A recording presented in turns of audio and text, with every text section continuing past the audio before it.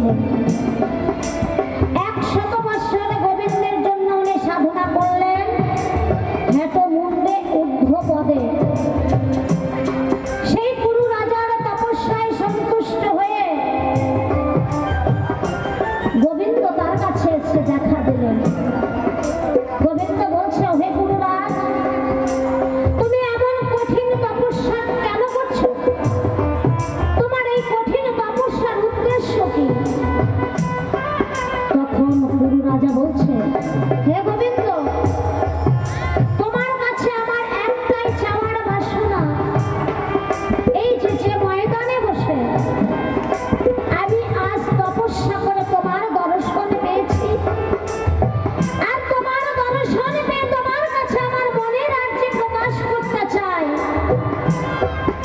এই স্থানটায় বসে আমি যেখানে তপস্যা সাধনা লাভ করে তোমার দেখা পেয়েছি, আর এই কুরুক্ষেত্র এই ময়দানে যারা প্রাণ ত্যাগ করবে তাদের সকলের যেন মুক্তি মুখ্য হয়, তারা সকলেই যেন মুক্তি মোক্ষ লাভ করতে পারে, এই বাসনা রইল আজকে আমার তোমার চরণে। গোবিন্দ বলছে, বেশ, তোমার মনোবাসনা আমি পূর্ণ করব, তবে এখন নয়, আগত দাপর যুগে আমি কৃষ্ণ অবতার হয়ে জন্ম নিব, আর সেই কৃষ্ণ অবতারে কুরুক্ষেত্র অর্থাৎ এই মাঠে একটা যুদ্ধ শুরু হবে, সেটা হচ্ছে ধর্মযুদ্ধ।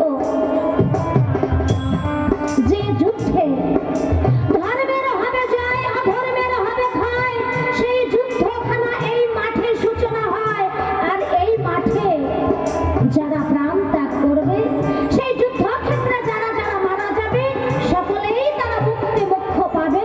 আমি তোমাকে কথা দিয়ে গেলাম। ছিল আগের অঙ্গীকার, পূরণ হলো এসে এই যুগ যেটা হচ্ছে দাপর। এই দাপর যুগে তাই সেই পুরু রাজা যেখানে যুদ্ধ করেছিলেন, সেই তপস্যা করেছিলেন, সেই মাঠের ময়দানে ধর্মক্ষেত্র ধর্মযুদ্ধ শুরু হয় পুরু বংশ এবং পাণ্ডব বংশ। আর এই পাণ্ডব বংশ এবং পুরু বংশের মধ্যে যে যুদ্ধ, সেই যুদ্ধ মহাভারতে যেটা প্রখ্যাত আছে ধর্মযুদ্ধ নামে খ্যাত। এখানে অনেক আলোচনা, তাই খুব অল্প করেই সমাধান দিলাম। দ্বিতীয় আরেকটা জিজ্ঞাসা আছে, কেন অভিমন্যু চক্রব্যূহে পড়ে মারা গেলেন?